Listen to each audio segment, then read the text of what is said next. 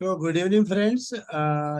आज के इस चैप्टर में जहाँ पे कल हमने जो कटिंग टूल की जो प्रॉपर्टीज है उसके बारे में डिस्कस कर रहे थे, तो उसी को आगे चलाते हैं अभी जहाँ पे हमने कल स्टॉप किया था।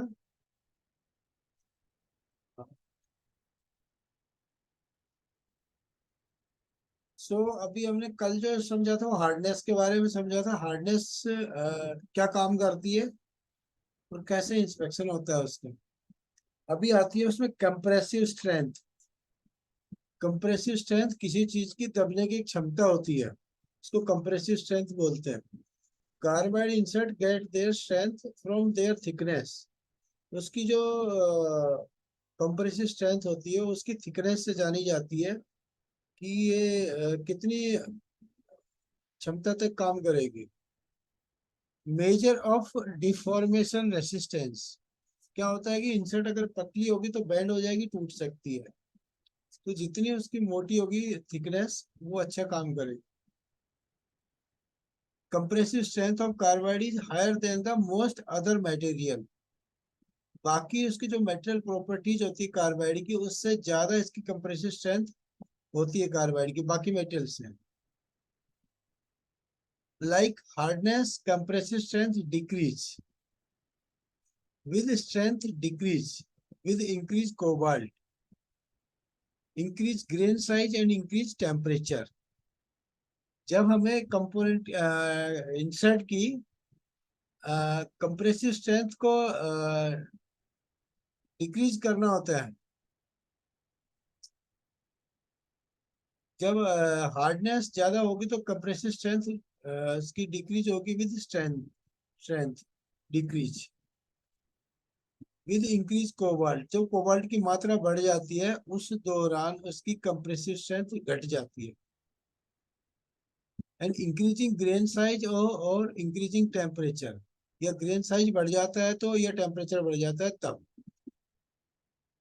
अब ये जो चीज है ये आपकी डिफॉर्मेशन के लिए काम करती है, विरूपण। इसका उपाय क्या है? कार्बाइड की कंप्रेसिव शक्ति का अधिकांश अन्य सामग्रियों की तुलना में अधिक होता है। जैसे कठोरता की तरह कोबाल्ट बढ़ने, ग्रेन के आकार में वृद्धि या बढ़ते तापमान के साथ ताकत कम होने के साथ कंप्रेसिव स्ट्रेंथ कम हो जाती है।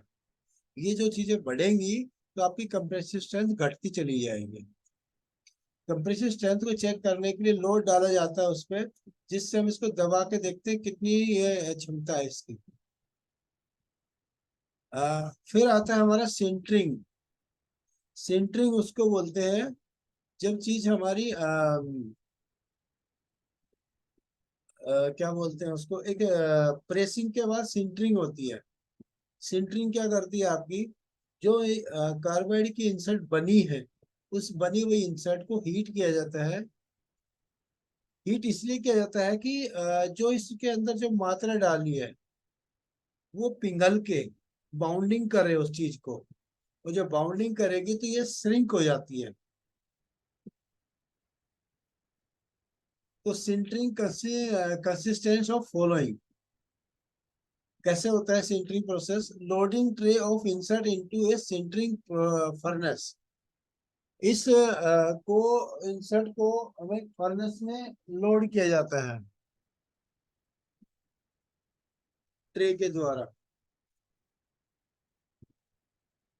फिर उसके ऊपर टेम्परेचर आता है कितना? 1400 डिग्री। 1400 डिग्री टेम्परेचर पे इसको गर्म किया जाता है। और this process metal melt the cobalt.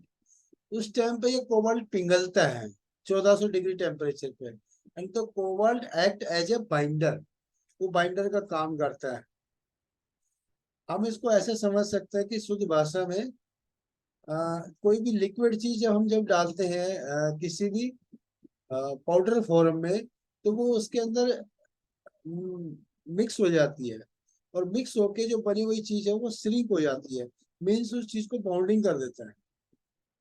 उसके बाद होता है the insert will shrink 18% in the all direction during the sintering. This corresponds to about 50% in volume। जब ये सिंटरिंग होती है उस दौरान जो आपकी इंसर्ट प्रेस हुई थी प्रेसिंग के टाइम पे जो साइज था उससे ये 18% ओवरऑल कम हो जाती है, और this correspondence to about 50% in volume. पूरी वॉल्यूम के अंदर ये 50% तक कम हो जाती है। तो अभी यहाँ पे हम दो चीज देख रहे हैं कि एक आपकी इंसर्ट एक नंबर है, एक नंबर प्रोसेस के अंदर आपकी विदाउट सेंटरिंग है, सेकंड नंबर पे सेंटरिंग के बाद है, थर्ड नंबर कोटिंग है। तो सेंटरिंग के बाद इसका साइज कम हो गया। इसका जो प्रोसेस किया जाता है, जैसे हमने ये ग्रेफाइट की ट्रे के ऊपर इंसर्ट रखा है, इसके बाद इसको फर्नेस में डाला है ट्रे को, और फर्नेस में डालने के बाद इसको 1400 डिग्री टेम्परेचर पे गर्म किया जाता है, और गर्म करने के बाद ये श्रिंकिंग रेट होता है। श्रिंक मतलब साइज इसका रिड्यूस हो जाता है, जैसा आपको दिख रहा है। ये आपका पहले साइज ये था, और गर्म होने के बाद साइज श्रिंक हो गया। श्रिंक होने के बाद इसको इंस्पेक्शन किया जाता है, विजुअल इंस्पेक्शन किया जाता है दूर से ही कैमरे से, इसमें हाथ नहीं लगाया जाता है। सेंटरिंग होने के बाद ये थोड़ी मजबूत होती है, बिना सेंटरिंग के तो ये जस्ट एक आ, ये कह सकते हैं, जब ये ईंट बनाई जाती है मिट्टी की, अगर जब तक पकाई नहीं जाए इसको, तो वो मिट्टी बुरादे की तरह होती है, बिखर जाती है, तो ऐसे ही इंसर्ट होती है। फिर सिंटरिंग के बाद इसमें ग्राइंडिंग होती है। ग्राइंडिंग कैसे की जाती है? Different type of grinding operation, जहां जहां से हम इंसर्ट ग्राइंड करनी होती है, वहां वहां पे डिफरेंट डिफरेंट टाइप के उसमें ऑपरेशन होते हैं। लाइक जैसे पूरी थिकनेस को मेंटेन करना है, तो टॉप और बॉटम में ग्राइंडिंग की जाती है।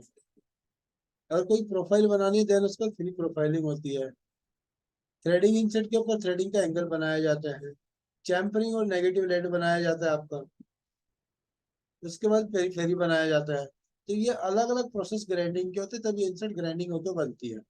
कुछ इंसर्ट बिना ग्राइंडिंग के बनती है। तो जो इंसर्ट बिना ग्राइंडिंग के बनती है, उनकी टॉलरेंस अलग होती है। तो ये मैन्युफैक्चरिंग क्लास के ऊपर आता है, इसका मतलब टॉलरेंस क्लास इसकी होती है।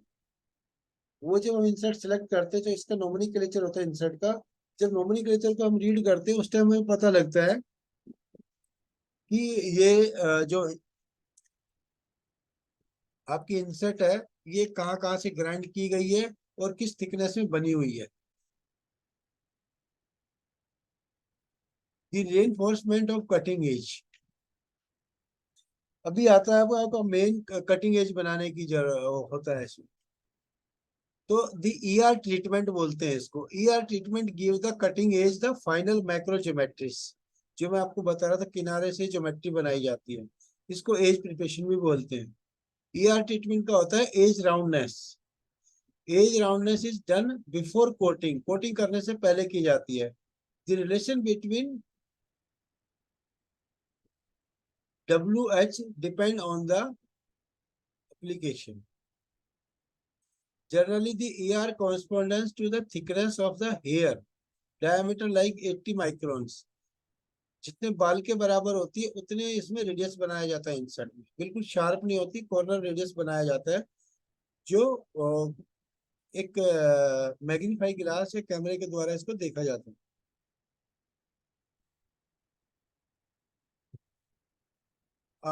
ट्रांसवर्स रैप्चर स्ट्रेंथ, ये एक स्ट्रेंथ चेक होती है, इसको बोलते हैं TRS, ट्रांसवर्स रैप्चर स्ट्रेंथ। ये क्या होती है? कोई भी इंसर्ट ये टूटती कितने लोड पे है। अगर हम कटिंग एज को लोड डालेंगे तो टूटेगी तो नहीं, तो इसको एक स्ट्रेंथ चेक की जाती है। और ये मेजरमेंट करने के लिए TRS measurement the bending fracture strength of carbide. Carbide का बेंडिंग स्ट्रेंथ देखा जाता है कि कितने में बैंड होता है, कब जाकर टूटता है। TRS इसकी जो यूनिट होती है वो F होती है। F के अंदर क्या आता है? कंपोजिशन, माइक्रोस्ट्रक्चर और पोरोसिटी। ये तीन चीज मिला के आती है। Excellent quality control tools. TRS carbide की झुकने वाली फ्रैक्चर की ताकत को मापता है। और TRS F के अंदर हमारे कंपोजिशन, सूक्ष्म संरचना और पोरोसिटी। पोरोसिटी क्या होती है? जब ये इंसर्ट प्रेस की गई थी, उस दौरान इसमें कोई कण तो नहीं आ गया, कोई एयर तो नहीं आ गई है, वो चीज चेक की जाती है इसमें। फिर उसके बाद उत्कर्ष गुणवत्ता नियंत्रण कंट्रोल, इसका उपकरण होता है जिससे चेक होता है। एक ऐसा प्रोसेस और होता है जिसको हम बोलते हैं फ्रैक्चर टफनेस। इससे फ्रैक्चर की प्रतिरोध को मापते हैं। Determine internal tool toughness. एक बाहर का टफनेस होता है, इंटरनल होता है। Less sensitive than TRS to specimen size of geometries, surface finish, defect such as porosity. ये चीज इसमें चेक हो जाती है। डिपेंड किस पे करती है ये? कंपोजिशन पे। More cobalt higher toughness, grain size coarser grain, जो इसका ग्रेन साइज अगर मोटा होगा तो हायर टफनेस होगी।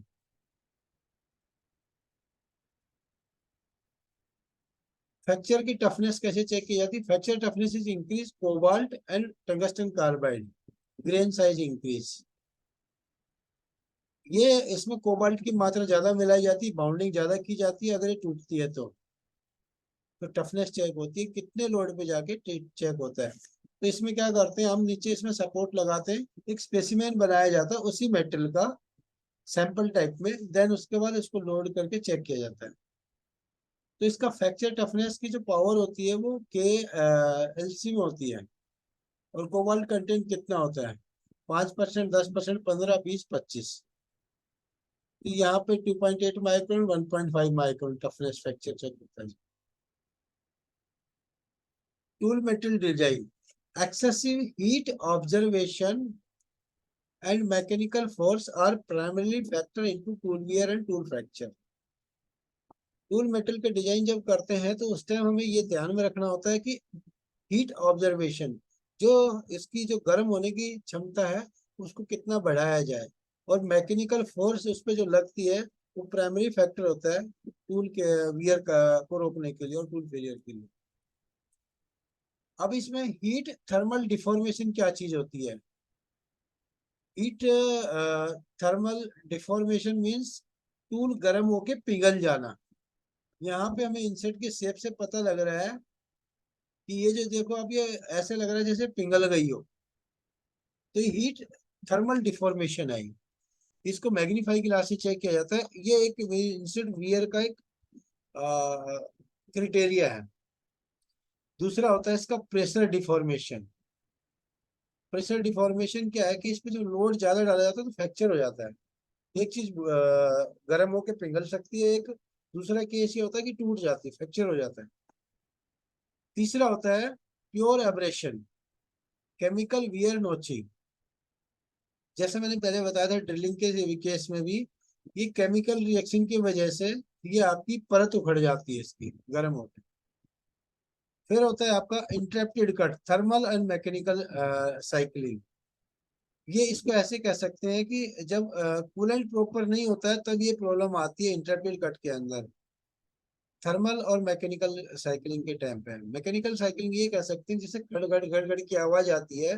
गड़गड़ क्या होता है, जब मेटल कंटिन्यूस कट नहीं होता है, जैसे हमें ये चीज कट करनी है तो बीच में स्लोट है, जब स्लोट पे टूल आएगा तो हैमरिंग इम्पैक्ट होता है इंसर्ट के ऊपर, क्योंकि एक बार मेटल मिला दूसरी बार खाली गया, फिर मेटल मिला फिर खाली मिला, तो ये ऐसे ना कट कट कट कट करता है। Subset properties consideration, turning and hole making operation are similar in that the cutting edge remain in the constant contact with workpiece। Turning हो या होल मेकिंग हो, इन दोनों ऑपरेशन के अंदर कटिंग एज जो है वो आपके जॉब के कांटेक्ट में आता है।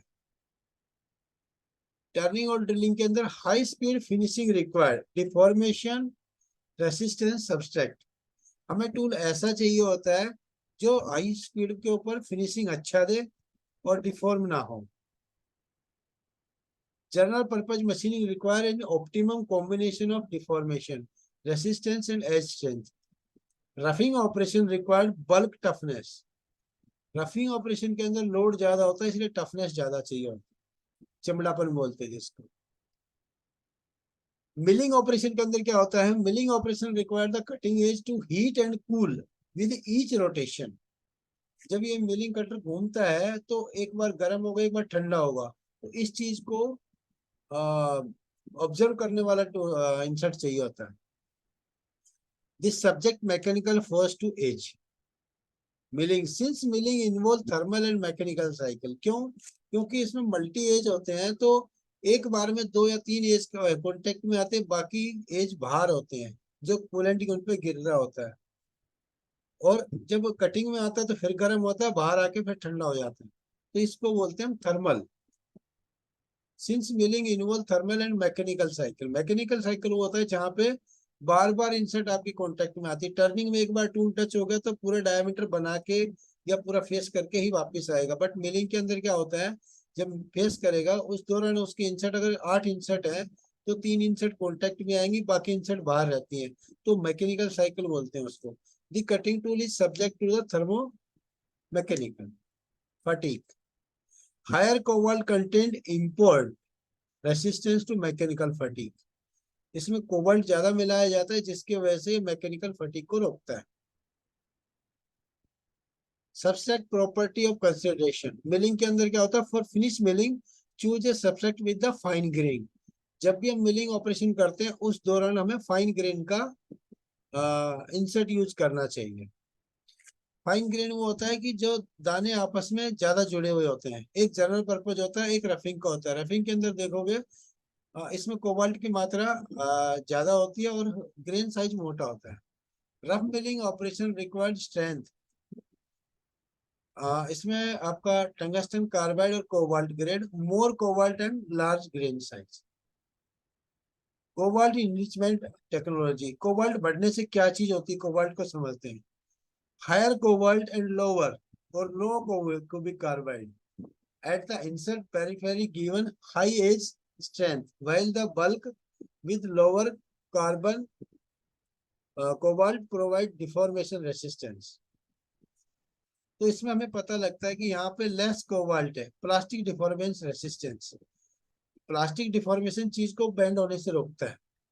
कोबाल्ट कम होगा तो जैसे कोबाल्ट की मात्रा बढ़ेगी तो टफनेस बढ़ जाएगी, और टफनेस के बाद फिर ये टाइटेनियम का लेयर है, ये आपका अल्कलाइन का CO3 आपका लेयर होती है जिसको कोटिंग बोलते हैं। Applicable to the board range of machining. Cobalt enrich substrate, those tool combine the wear resistance of hard coating and edge toughness substrate. Broad application medium to heavy roughing to semi machine operation। तो ज्यादातर ये operation हमारे पास जो चलते हैं वो हमें medium to heavy machining के लिए चलती है। Machining of carbon alloy and steel, stainless steel and grey and ductile cast iron and high temperature alloy. अभी कोटिंग का प्रोसेस बताता हूँ थोड़ा सा आपका। कोटिंग प्रोसेस टाइप, दो तरह की कोटिंग ज्यादातर यूज में आती है। एक होती है आपकी